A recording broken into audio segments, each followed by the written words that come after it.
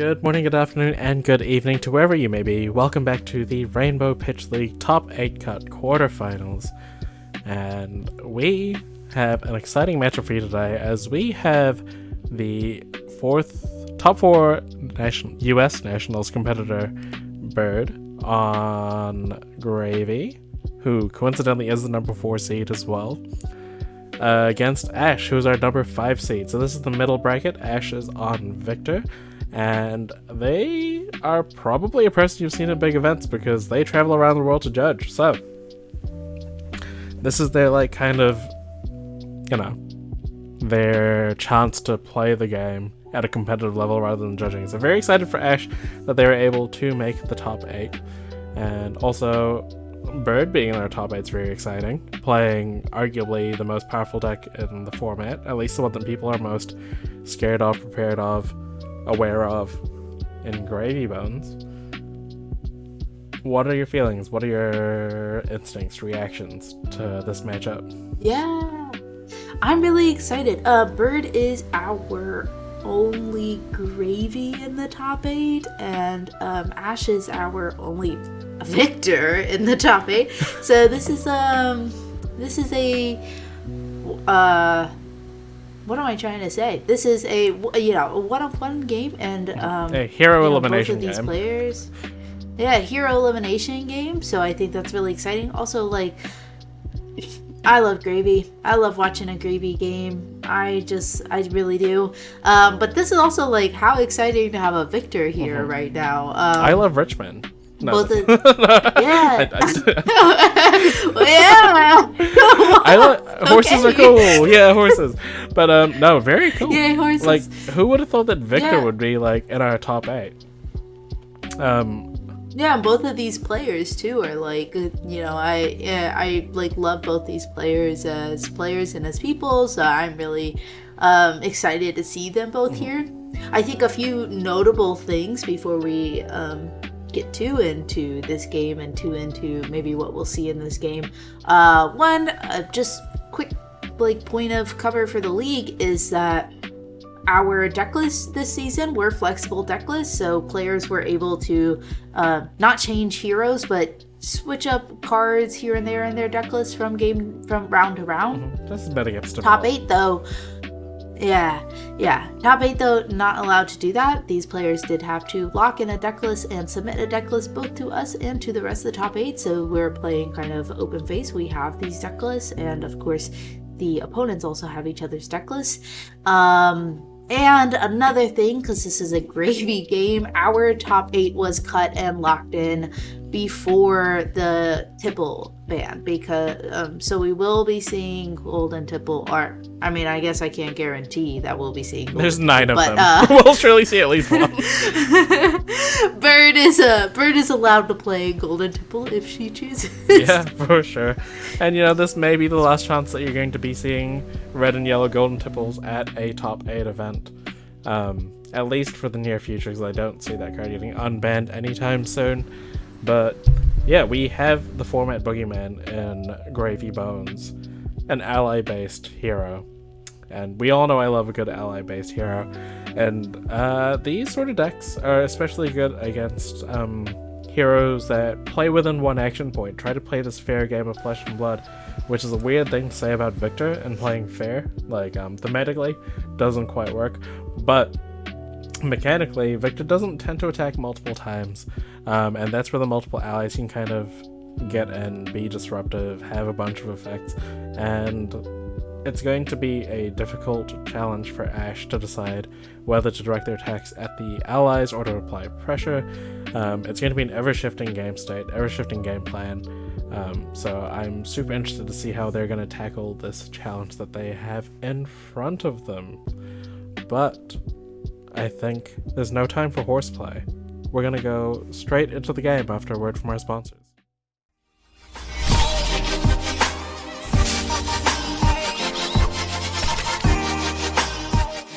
Keeping up with Flesh and Blood finance is one of the most stressful things that I can think of. I'm so bad with money, and honestly, finding a deal and then trying to figure out whether it is actually a deal or whether I'm spending too much is something that I just don't really want to deal with, even though I really should. Thankfully, TCG Ted does all of this work for us. Ted meticulously breaks down all the hottest cards and checks their values and trends to make sure that you can make informed decisions. But not only that, he also does case breaks so that you can get your pack opening fix from the comfort of your own home.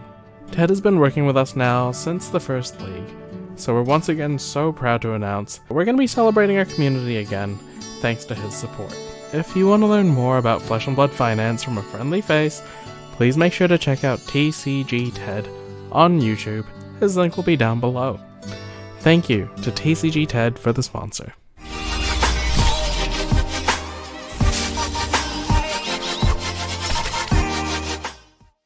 And welcome back to the quarterfinals of the Rainbow Pitch League. We have Bird on the left, playing as Gravy Bones as our number 4 seed, against the number 5 seed, Ash, as she is on the horseman himself, Victor.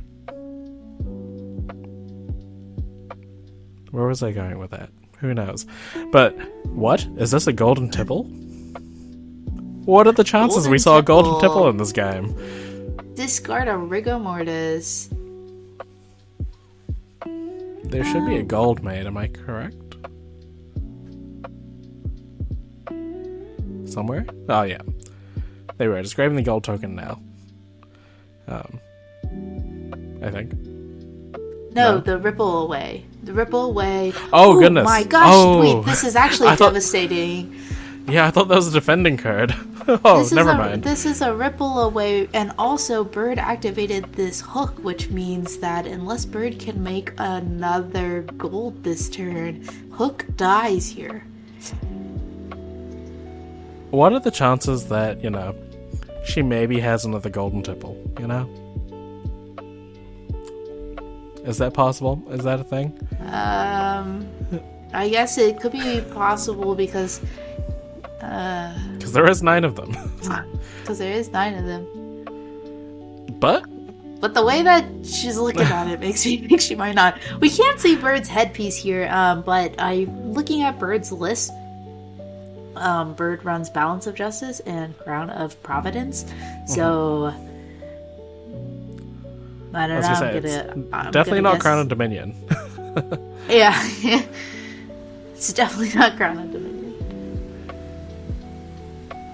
Oh my goodness. Oh, wow. Just when we thought it was free, it was not. We have lost the hook already on turn 0 with no gold, no damage, and a golden tipple down, but there is a rigor mortis in the discard zone. And I can only assume that golden tipple wasn't blue. But that's really as well as you could hope turn 0 went, going second as Victor into Gravy Bones. Got rid of a key piece of equipment before it could even block, as well. Yeah, wow. Ooh, that is a little bit devastating if you're playing Gravy Bones. So Bird might have to be thinking here that maybe she has to play a little bit of a gold tight game. Which having that knowledge, it is something that you can do as Gravy. So I'm sure that we'll see her play around losing that hook. Right now, what is Thunderquake? Is that what we have here on? It's just 8 damage and Balance of Justice. Thank you, Bird. We now know what the card is. But she's obviously very content here, or wanting to keep the 5 cards in hand. Actually, there may not be a choice now that I think about it. This is Gravy Bones, and sometimes you have no agency about defensive options. But we do know there is a Balance of Justice there in the headpiece. Here's another golden tipple. And that was Arsenal last turn, which suggests to me that perhaps, she could have gone for the golden tipple line, but didn't have a yellow in hand for that tipple. And I think she's just discarded another tipple there to try to make this gold. Right. No, it's a gold kiss rum, sorry, not a golden tipple. It's, what is it, sea legs. Sea legs. To make a gold and a gold kiss rum. money and drinks. What more could you want? That's all I want. Sorry. Compass activation here.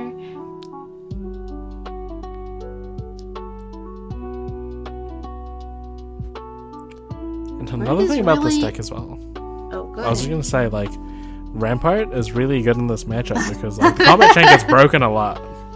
That's what I was about to say, yeah. I also wanted to point out the Rampart here. Bird is really going to have to play around Rampart. Gravy tends, as you say, Kiki, to break the chain a lot. But I mean, there are ways that Bird can try and, sequence her turns to not break the chain.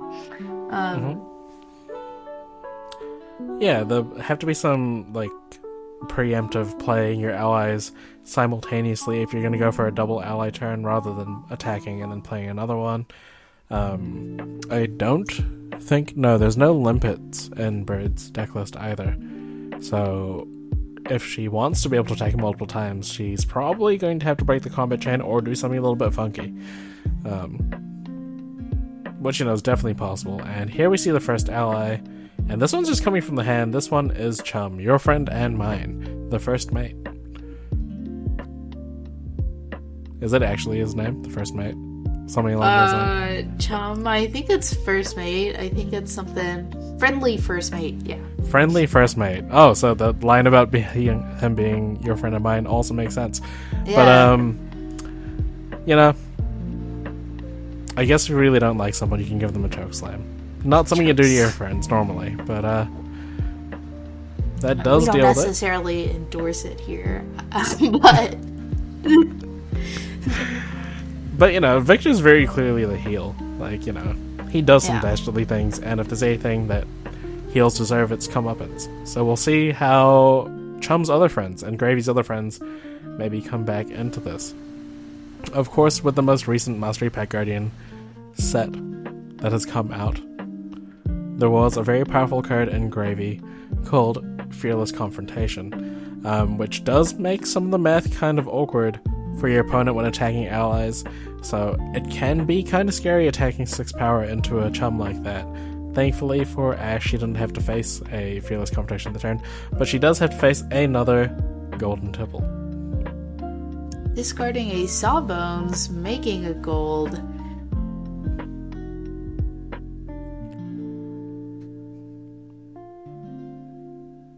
I can't tell you what color or damage output this Golden Tipple is. Somewhere in the realm of 1 and 3 for both. Color and damage.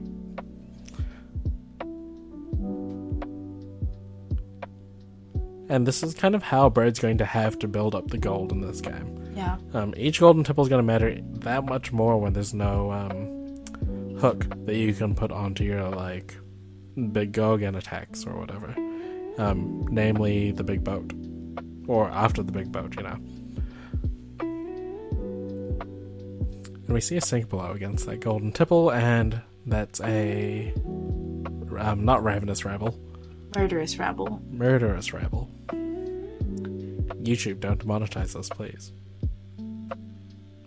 Wait, we're not monetized in the first place. What am I talking about? Don't monetize us, please. We're not monetized. I think don't demonetize us. Yeah, please monetize us. Please monetize. No, what are we doing here? Okay, so we had the Murderous Rabble. Mm-hmm. It did not hit. It did not hit. Did it not deal some amount of damage? I don't know. I got distracted. Okay, so we have Swallowbones coming down. There was something that I wanted to say that I can't remember. And now, like, all thoughts have left my brain. This Sawbones is getting go again, and we're playing the second ally here is Rigor Mortis, and we're getting more action points. We are attacking with both of these, really trying to apply some pressure here, try to work on this life total, get this life total down, while you have while she has the advantage, I should really stop including the audience as if they're the players. While she has the advantage of having multiple 6-power allies in play, so we're getting defense for 6 here. We already saw that Sink Below being used on a golden tipple as well, so a kind of good sign that this is the turn that you want to be applying pressure because some defensive options have already been taken away.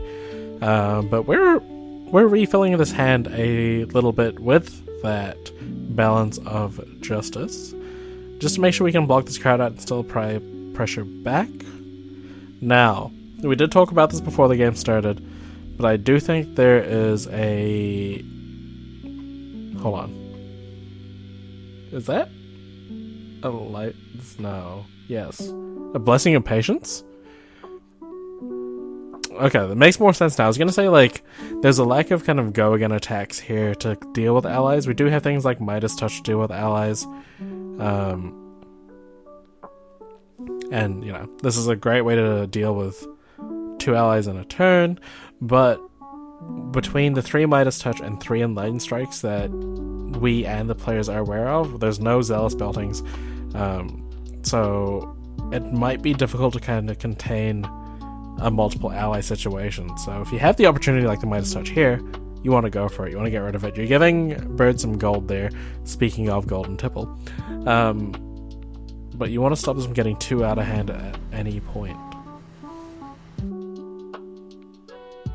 Yeah, Bird going up to 3 gold, which is a pretty good place to be, especially when you don't have access to a hook. We're going to see Ash bring out that Rampart, and take 1 damage here. So, a second golden tipple. Do it again. Going to 4 gold.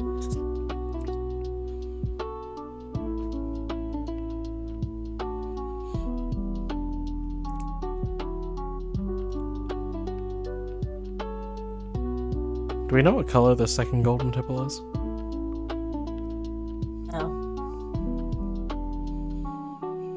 Because if it's a blue, I feel like the sequence... Yeah, I think it is a blue. Maybe it's not. I don't know. Sequenced around Rampart to leave a point of damage. Yeah, that wouldn't surprise me from a player like Bird. She's really aware of these things. You know, that would maybe be something I'd mess up. And what I like about Bird's play here as well is that she didn't just play an ally for the sake of playing an ally. Like, she's obviously very aware that you need to have these multiple ally kind of turns, otherwise they're just going to be eaten one at a time by this like hammer or by a big attack. So a great amount of patience, not just play an ally there, and not only that, play a Tip the Barkeep just to get more rum. So when she does get the double ally turn, she can attack with both of them, apply more pressure. Very well played. Ash happy to slowly grind away the life with the Titan's Fist. And here we have a lane spoiler card from back in the day, Prismatic Leyline, paired with a Saltwater Swell. And an Eye of Ophidia being pitched, which can be really insightful and really helpful when you have 4 gold and a gold kiss rum on the board. Looks like Bird is going to bottom 1 card and put 1 card back on top. Now while we wait for Ash to see what they want to do with this swell. Swell.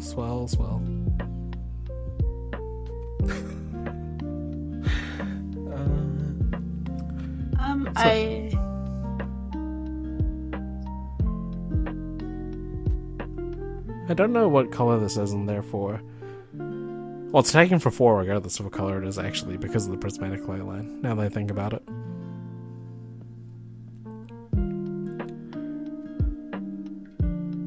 But I think that was the blue.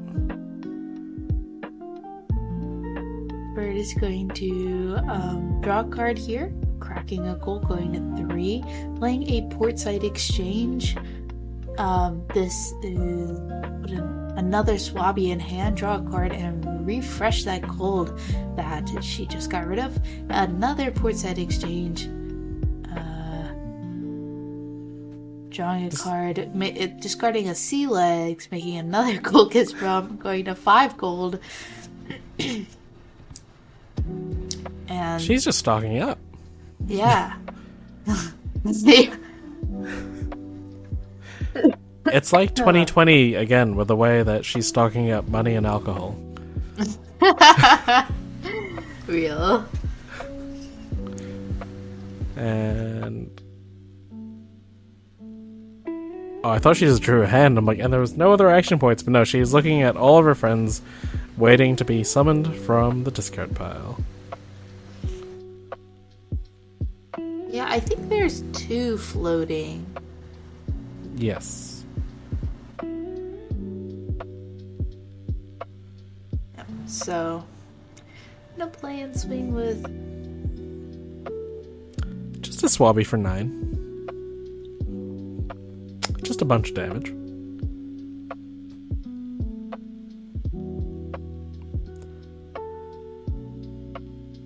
I know it's like a pretty common thing to give like ridiculous nicknames to cards, but I once called him Swabbert, and now that's his name in my head. Like as if Swabby was like a nickname. Yeah, Swabbert. Swabbert. That honestly sounds like. I'm surprised I didn't think of that nickname as well. Like, I don't mean to sound like, me, but like, Swabbert is so something that I would say. I love that. I'm taking it. Honestly, we share so many of the same thoughts anyway. I would believe that's an Elaine thought. Like, if you told me you came up with it, I'd be like, yeah.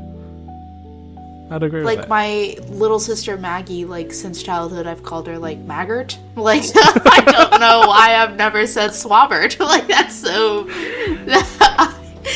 like... It's definitely at least way more believable than the fact that I call Rigor Mortis Rigatoni. I don't know why I named him after a pasta, but... My cat is Mo, and I call him Mosefus. Like, I don't know why. Or Moser. Like, I call him pretty much anything but his real name. The worst part is you're the one who gets to name him. Yeah. My other cat is Toast. I call him Toaster Strudel. But anyway, let's get back to the game. There has now been an action that has taken place, and this is a swift water swell that has put a Call to the Grave into the pitch zone. Just a cheeky little 5 resources floating. Yeah, 5 resources floating. We have 2 gold kiss. Bird has 2 gold kiss rum. This is Bird game, not our game. And she has 2 gold kiss rum, and still, I believe a Sawbones and a Swabbert in the graveyard. Yeah, I agree with that. And we're getting the Rampart activation here. So this is a red saltwater swell. Sorry, yes, saltwater swell. So the watery grave trigger hasn't happened yet, but here we go. Combat chain broken. We are calling to the grave. We are getting a card into the discard pile. Which card are we getting? We couldn't see. I would assume here it would be a back. I always want to say all the words in the wrong order, but it's like back alley, break line, something like that. You're right the first time. Okay, good. I'm gonna stick to it then. Yeah. Back alley, break line, and yeah, that would be a great card to have here, especially again. Double auras. She has a wealth of resources currently. Yeah. And rum. And rum. And gold. She's a very wealthy woman right now. Rampart could get a lot of use here if Bird is planning on just going, but No, she played around that Rampart. We're playing both non-attack actions first. We're getting the rum activation here. And we are attacking with both allies, first coming in for 6, and then coming in for 7. 13 damage turn on top of that saltwater as well, 16. And, you know, people have told me that Gravy is a numbers deck, and when you see things like this, Gravy's a numbers deck. These are big numbers. I love it so much. Yep, so we do get, Ash does get some value. I also keep saying we as if we. Ash does get some value here as they bring Rampart out in front, and she also has Healing Balm. So, the Rampart there kind of undoing the 2-block nature of the Healing Balm. But because of the way that Bird sequenced that turn, we weren't able to get the 3rd block from the Rampart. And this is kind of where we see the life gain nature of this specific build that Ash has built kind of be detrimental, right? Like, in theory, Healing Bomb is a card that gains 3 life, but when done defensively, it's worth 2 points of value. Instead, we have the second Midas touch of the game, with potentially more than 3, because one of them was shuffled back in with a Remembrance. And there's the allies gone, so even though Bird has approximately more wealth than Jeff Bezos right now with the amount of gold, she has no allies in the discard pile, which is going to be a tough ask to kind of get them back in again. Yeah, something I'd like to point out is that, we've mentioned throughout this game that this is a little bit of a tough matchup for Victor, not a whole lot of go again, and Bird is really aware that she needs these double ally turns to really go wide. But Ash has really been able to effectively manage these double go wide turns with the Midas Touch and the hammer that Bird has put out. So this is clearly a matchup that Ash is well prepared and prepped for, and that she's played a lot to get themselves to this point in top 8. Now, I don't know if you noticed, but there's a specific ally in the discard pile right now. There's only one, but it's a big one. It's a Whaler Humperdinck. A Whaler? The Dink! Big Dink! Sorry. It's Big Dink himself. It's Big Dink. And he's difficult to deal with because he has a lot of life for an ally. I believe it's a whopping 7. And looking at Ash's list, there's no Golden Sun in this list. So the number of attacks that naturally attack for 7 are like the Thunderquake we saw at the start of the game. And Enlightened Strike. We did see one put back into the deck. And of course also Macho Grande. But with the exception of Enlightened Strike, these are 3-card hands you have to deal with to keep this Humperdinck off the board. So if there's an opportunity where Bird can kind of sneak it in, get enough resources, or like if you have an absurd turn, like getting a bunch of gold and resources with swells and cracking gold, you could potentially get into a line where you end up playing the Dink after like a big boat. Conqueror of the High Seas, for those who want the proper name. But for the meantime, Rigatoni is running the front pile. And, you mentioned what Ash has to deal with this Dink if we see the Dink come out to play. But I also want to mention, looking at Bird's deck list, that Bird is not running any Give No Quarter, so she is going to have the resources to actually play out this Dink without any discounted help from the Give No Quarter. If she wants to play it, it is something that we'll have to see done fairly, I guess. That is a great point. It does suggest to me that maybe you might see it as like a pitch deck sort of play, when you can kind of guarantee your blues a bit more, make sure you can just like maybe run through 5 or 6 gold, make sure you like just draw a back-to-back blues so you have the resources to do it.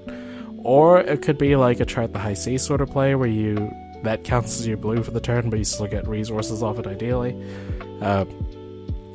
Definitely ways to do it, but like you said, without the Give No Quarter, it's not as easy to be playing that Whaler Humperdinck. Is this another Whaler Humperdinck off the same card as last time as well? Oh, goodness. Yeah. Another Jittery Bones, revealing another Humperdinck, coming in for 2 go again. 2 Humperdinck. That's expensive. But looking at Bird's desk, that is what she runs. Two dinks, two big dinks. 2 whales. And, we have seen some life gain from Ashe, but, not applying pressure to life total. That's not her goal here. Their plan is to try to stall out the game and fatigue out Bird, I guess. But, again, with those dinks, it might be difficult to do so, especially since we've already seen 2 Midas's touch already been played as well.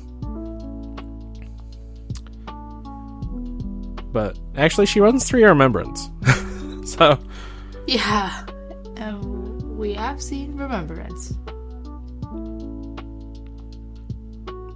Maybe it's too difficult to call right now.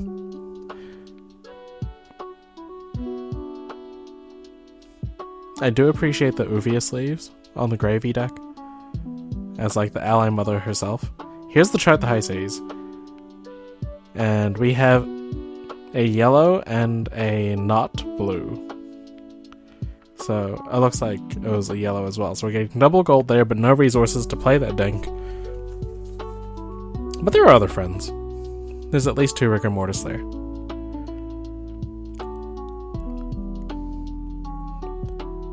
But not having the pitch resource there might be difficult to kind of play out some stuff here.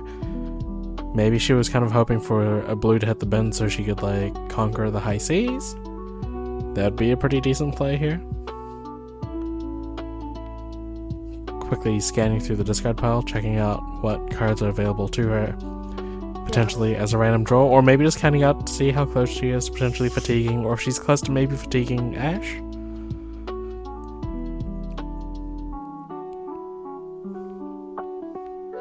Yeah, both are possibilities. It seems like our players are kind of just really taking their time to assess where this game is at, get a full picture of what's left in everyone's deck, and I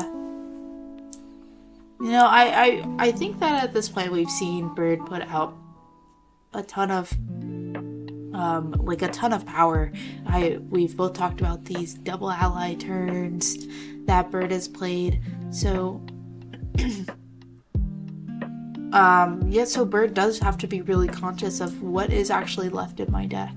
And we've seen multiple double ally turns, and Ashe has defended them really well defensively. Ashe still sits at 20 life. So, thunk. Is that thump or thunk? That's thump. Disable. Disable. None of them. Okay, awesome. But Bird, so I mean, with Ashe still sitting at 20 life and Bird having played multiple double ally turns, I think Bird is having to question what's in my deck and what are my win cons? How do I get this? How do I get this life total down even lower? Yeah, I think specifically, when you mentioned the double ally sort of situation, might be counting how many instances of Gold Kiss rums she can make. She's discarded 2 sea legs and played 1 Tip the Barkeep, so we've seen 3 of the 5 potential rums so far. In terms of being able to double ally and double attack in the same turn. And you really want to make sure you have one of those close to the end of the game where you can start threatening every card in their hand, because once you threaten every card in their hand, that's when you start to pick up tempo, and you don't mind trading 1 ally for 1 weapon attack if you're going to wear them out of cards. But we have Avast Yi getting a Rigor Mortis out into play, and Avast Yi is the one that goes go again and gold on hit. Am I wrong? I could be. Yes, go again to your next ally attack and gold on hit, which, this is the first Avast Yi we've seen of the game. That is also really helpful when trying to have double ally turns. Mm-hmm. You can't necessarily attack with 2 allies this turn, but just merely having 2 allies is maybe enough just to apply enough pressure.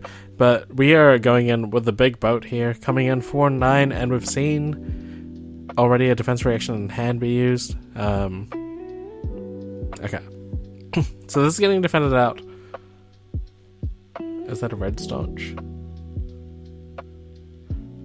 I think so.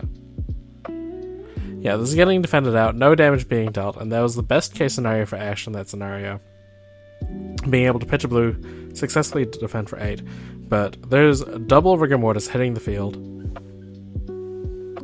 And with the sheer amount of resources that Ash had to give up in the previous turn, they might not have enough to deal with both of these Rigor Mortises this turn. Yeah, Rigor Mortis is such a good ally. I mean, it had Riggy comes in for 6, has 1 life, and only cost 1. I will say it also, with only having 1 life against a deck with Victor, although Ash has shown that she has the ability to clear these, it's really inefficient. And there we have that Rampart getting in for an extra point of value as well. Or just being able to block again, because the combat chain was broken to play that second Rigor Mortis. So, super clean, being able to defend that. And that was the Gold Kiss Rum as well, so we are down to 2 potential Rums left for Bird in this game. But she must have figured it was worth it to get that 4 damage in, bring the life totals closer, and kind of start forcing Ash to block even heavier than she already has been this game. Yeah, 2 potential Rums. I will say that we have only seen 1 back alley break line used as well, which does give of course, yes. point, of course. Mm-hmm. And looking at Bird's list, Bird only runs 2 back alley break lines and 2 Avaskis. So I imagine that Bird is kind of keeping track of all of this. How many Gold Kiss Rums they have access to, how many go again on the ally attacks from the Avaski, and of course the back alley break line. I think we've seen 1 Call to the Grave played and 1 pitched. Yeah. So. And it was pitched in the same turn that the Call to the Grave was played as well, so it wouldn't have been shuffled in. It would be near the bottom of the deck at the moment. Perhaps a late game play with one of the pitched back alley break lines. There really is so much to keep track of in Gravy.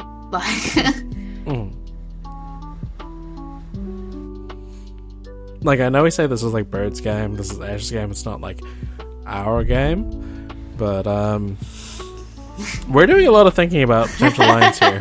And and I'm feeling this at 3 in the morning right now. 3 in the morning. I just woke up. I'm still in my gummy bear pajamas, so yeah, I understand. If you're watching this game and you've watched the other top 8 games, please ignore the fact that I've been wearing the same clothes each time. This is definitely a uniform, and we're not just recording them back to back. We have a new uniform for top 8. This is the top 8 uniform. You'll probably see a different uniform for top 4. Potentially. Or you just make it a bit where you just have to wear gummy wear pajamas. Every time. We're getting a Gravy activation, discarding the Soul Bones, so the friend pile is friendly. The pile is piling. But is there means to play multiple allies or to get multiple attacks this turn from them?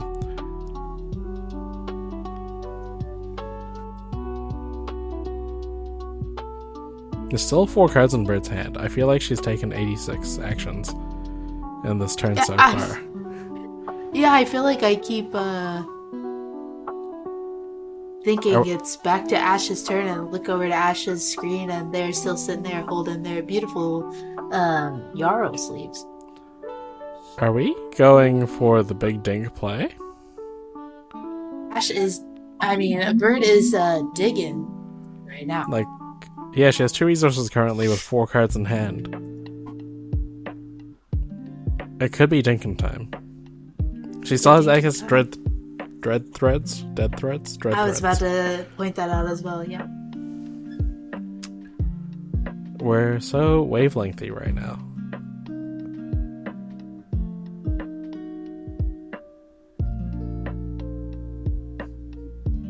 And Ash just has to watch as Bird takes all these game actions. And we are just checking if the top card of the deck is blue. And if it is, I'm imagining we're getting another gold cracked.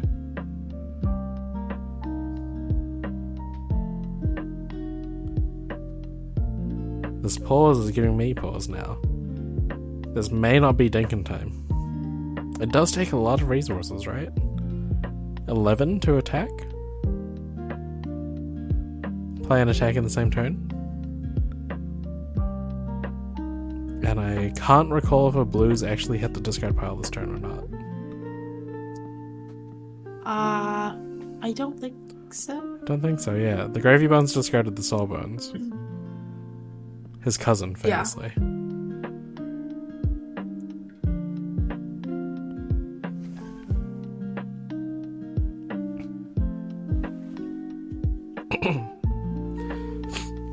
Sorry, excuse me. I thought I had to sneeze. Oh, perhaps there's a yellow on top and Bird's deciding or contemplating if the card under the top is a blue and if it's worth cracking 2 gold to get the big dink. Going down to 3 gold. There's the Fall to the Grave. Okay, so we might be pivoting the plan here. We might be going for that back alley break line and get a couple of allies into play and then attack with one of them, or attack the Rigor Mortis, play an ally attack with that one double ally rather than triple.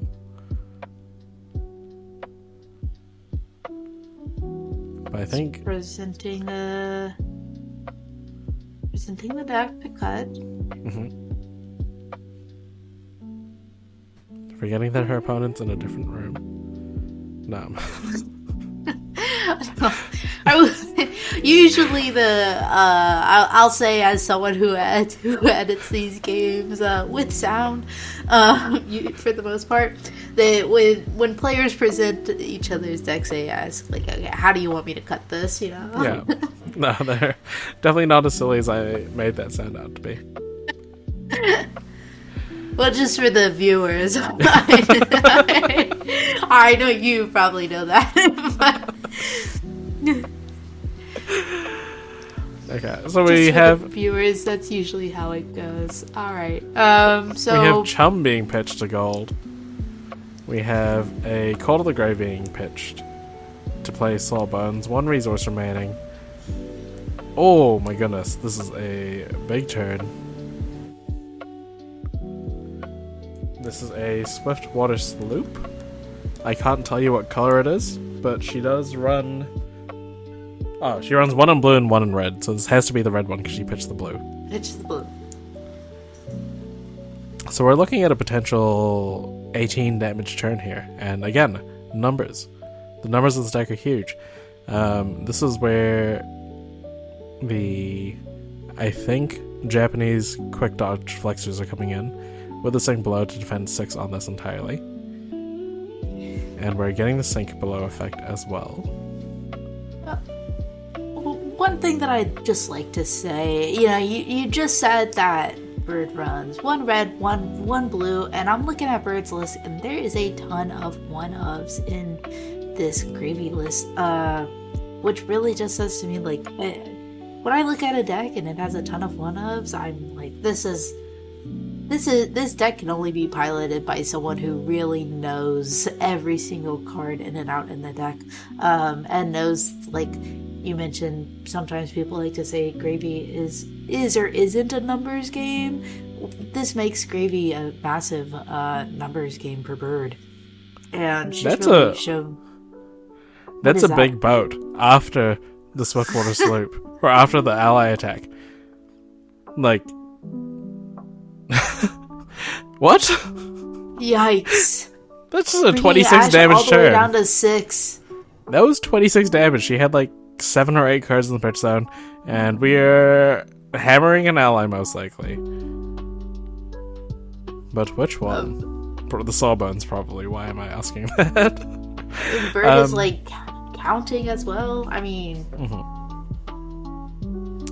when you mention a whole bunch of 1-ofs in lists, like, what I think of is either the player is new and they don't have a full collection, or this player is so good at the game and they know when they need these niche 1-ofs, especially with cards like Call to the Grave. You have access to Call to the Grave. You can play 1 for those green and use that Call to the Grave as a gain 3 life. You can use that. You can get the 1 copy of Oyston if you know you're not going to have resources to attack, but you still want to attack, you know. Oyster turns Call to the Grave into a 1-card 3. Just things like that. I mean, yeah, it's so true that Bird has like clearly demonstrated that she just knows her deck. She keeps like counting it, and the like. I mean, at this point, she probably knows exactly what cards are with that massive pitch deck that she just put to the bottom. And I think, if I'm not mistaken, it's just the Whaler Humperdinks in the friend zone at the moment. I think so. The friend zone? The friend zone, sure. I like it.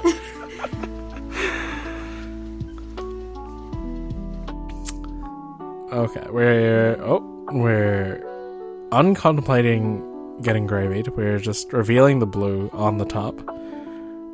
Murderous Rebel coming in for 3 go again. This is half of Ash's life total. And Ash offers a truce. Defensively. Please stop attacking me, she says. But Gravy eating through the gold, discarding a chum. Now that's an ally that can't be hammered efficiently, so you will have to throw an actual card into that to kill it. Otherwise, he's just gonna hang out. That's the 3rd big boat. That is. With 2 resources remaining as well, I don't think there's an ally that she can play here, but that doesn't matter because that's enough for lethal, and if not, there's Rigor Mortis coming after that. Congratulations to Bird and all of her friends for taking out that game and moving on to the quarterfinals. We are back after that fantastic game and post our discussion about what the game turned out to be like before we hit record. Welcome to the post show of Bird versus Ash. Now, to recap what we were saying, what were we talking about? We were talking about how I think, Ash, as the game plan goes, as the victor player against Gravy, was just put in the defensive spot throughout the entire game. And we saw Ash play the Remembrance. They had a ton of defense reaction. She made great use of Rampart where Bird allowed her to. And yeah, and did also a really good job, which I mentioned a few times in the game, but clearing those double ally turns, which Bird knew that she had to really play to and successfully do in order to win that game. But that was just like that was a really good game. I love Gravy, and Bird is just like we also were talking about how, for a Gravy Victor game, how fast both players played that. That was like, I felt like we were kind of just talking and having a lot of fun, and every time I was looking at the screen is like so much is happening, and both players like took the time to sit and think before blocks or sequencing, but once they started throwing cards down, cards were being thrown down. That was a great game. Yeah, give me your thoughts. So one of the things we noticed or talked about was how it felt like Bird had not just control of the game, but like the exact words used were in the driver's seat of that game. And like at a glance, it could definitely feel like that. She was taking so many more actions, drawing a whole bunch of cards, having to do a whole bunch more thinking, sequencing, etc. But of course, that's to the game plan that Ash had for that. Like, her deck was built very defensively. It's not like the Victor decks I've seen where they're trying to visit Daddy's estate and kind of get these big aggressive attacks off and kind of chain off your Spinal Crushes, your Golden Suns, whatever. She was playing Healing Bombs. She was playing Blessings of Patience. She was playing action cards that gain 3 life. Like, her game plan is to just... It's almost as if she wanted to play Count Your Blessings, kind of, That's where the deck was headed. So naturally, on, their turn, there would be very few things. It would be a hammer into an ally. It would be a Midas Touch into a hammer into an ally kind of thing. Clearing the allies as part of the game plan is... But, that's not to say that Ash didn't play this game without skill, or it was, a very simple game plan, because when you're playing a deck like this, where You're not applying pressure. You're not applying disruption. You're letting your opponent do whatever they want. You need to be so on point with your blocks. Yeah. And, like, so many times we saw Ash's blocks be perfect. Including, like, the Conquer the High Seas came in and Ash specifically hadn't used the Rampart, so she could pitch a blue and use both of them to block that Conquer the High Seas. Like, maybe there's an element of timing, there's an element of, like, deck order and that. By deck order, I mean the order you draw your cards in, of course. But to the same extent, like, to have that sort of restraint, especially because we're talking about, like, how you can get so much value off defending with your Rampart early, getting it across multiple instances of starting a new chain, to have, like, the decision-making ability to be like, no, I'm not going to use the Rampart on the first attack. I don't need to. I can defend that out normally because I'm going to need it for something like a Conquer of High Seas, only to be exactly right with that call.